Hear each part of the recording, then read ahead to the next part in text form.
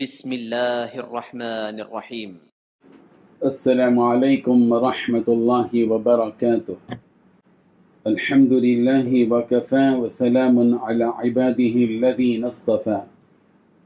اما بعد۔ حاضرین و ناظرین، یہ درس نمبر 1659 ہے اور آج سورۃ الاحزاب کی 2 آیتوں کی تلاوت اور تشریح کی جائے گی، آیت نمبر 51 اور 52، 51 and 52۔ چلیے سب سے پہلے ہم ان 2 آیتوں کی تلاوت کرتے ہیں، لفظی ترجمہ اور ترجمے کے بعد تشریح کرتے ہیں۔ اعوذ باللہ من الشیطان الرجیم، بسم اللہ الرحمن الرحیم۔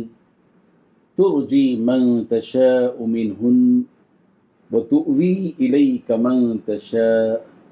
ومن ابتغیت ممن عزلت فلا جناح علیک ذلك ادنى ان تقر اعینہن ولا يحزن ويرضين بما آتيتهن كلهن والله يعلم ما في قلوبكم وكان الله عليما حليما۔ لا يحل لك النساء من بعد ولا أن تبدل بهن من أزواج ولو أعجبك حسنهن إلا ما ملكت يمينك وكان الله على كل شيء رقيبا، صدق اللہ العظیم۔ لفظی ترجمہ یوں ہے، ترجی آپ باری موقوف کر دیں، منتشا جس کی چاہیں، منہن ان میں سے،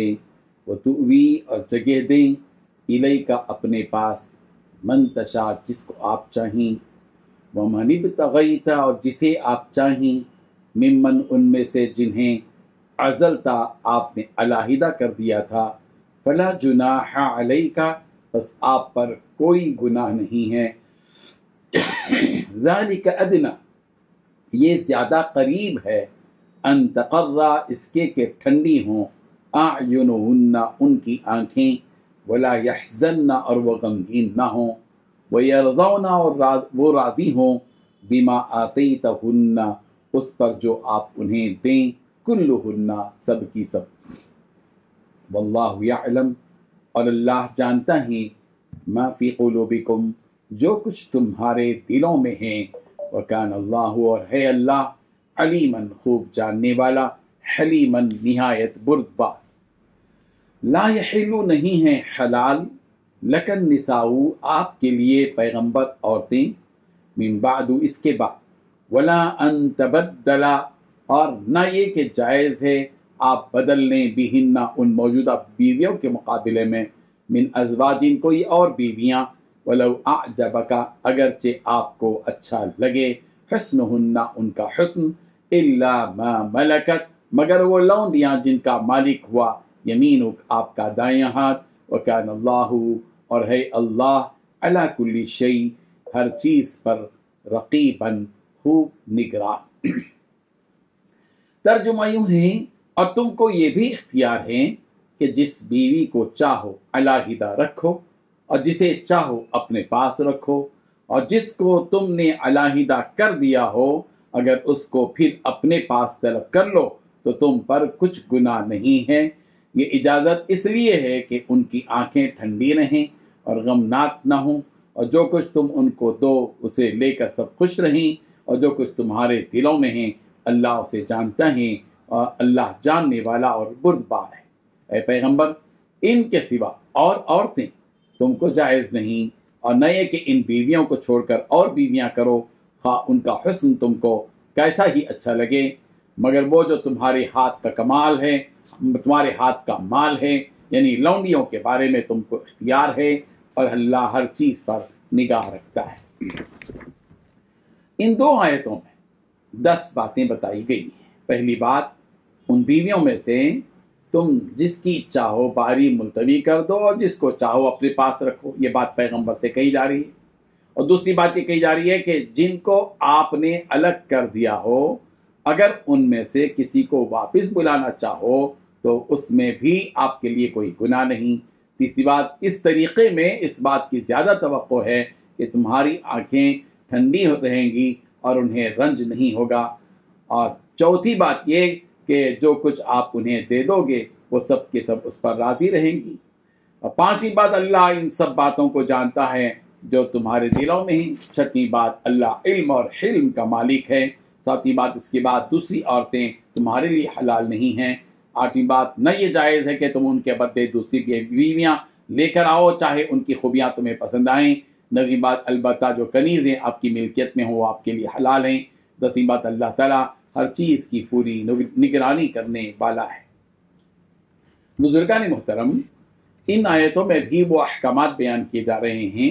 جو نبی رحمت صلی اللہ علیہ وسلم کے ساتھ خاص ہیں۔ چنانچہ اللہ تعالیٰ نے فرمایا کہ پیغمبر آپ کو اختیار ہے کہ آپ اپنی بیویوں میں سے جس کی باری چاہے مؤخر کر دیں اور جس کے ساتھ چاہے رہیں، یعنی آپ کو اپنی بیویوں کے درمیان اب باری تقسیم کرنا کہ اتنے دن ان کے پاس اور اتنے دن ان کے پاس ضروری نہیں ہے،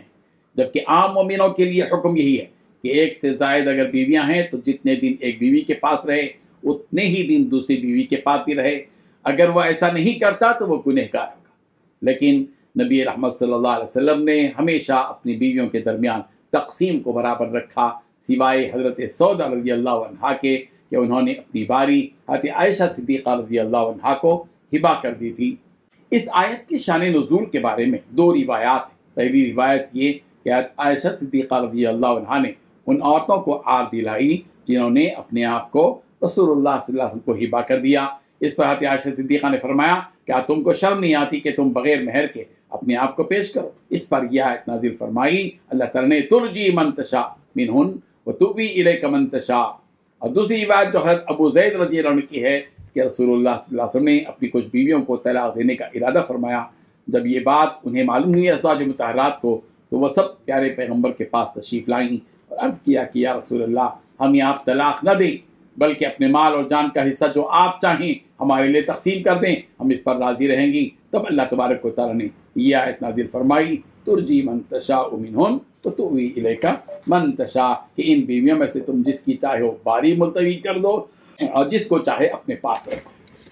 اللہ تعالیٰ فرما رہے ہیں کہ جن عورتوں کو پیغمبر آپ نے الگ کر دیا تھا اگر پھر سے آپ ان کے ساتھ مل جائیں اور ان کے ساتھ رہنا چاہیں تو اس پر بھی آپ پر کوئی مواخذہ نہیں ہے، کوئی گناہ کی بات نہیں ہے، کیونکہ آپ کو ان سب میں اختیار دیا گیا ہے کہ آپ اپنی مرضی سے جو کرنا چاہیں کر سکتے ہیں، آپ پر کسی قسم کا کوئی گناہ نہیں ہوگا۔ یہ احکامات اللہ تعالیٰ اس لیے بیان کر رہے ہیں تاکہ ان سے ازواج مطہرات کو دلی سکون ملے اور وہ آپ کی طرف سے کی جانے والی تقسیم پر کسی قسم کی ناراضگی ظاہر نہ کریں اور اس تقسیم پر وہ بھی راضی رہیں۔ اس لیے اللہ تبارک و تعالیٰ نے پیارے پیغمبر صلی اللہ علیہ وسلم کو اختیار دیا کہ تو جو بھی وہ کریں گے عین رب کا فیصلہ ہوگا اور رب کے فیصلے پر سب کو راضی ہونا ہوگا، کسی کو ناراض ہونے کا کوئی اختیار نہیں۔ اور ہاں اس کے باوجود اگر اللہ کے نبی صلی اللہ علیہ وسلم تم میں تقسیم کو برابر رکھیں تو تم پر ان کا احسان مانو، اگر ظاہراً کچھ کہنا نہ چاہو تو بھی کوئی حرج کی بات نہیں، اس لیے کہ اللہ تعالیٰ تو وہ ذات ہے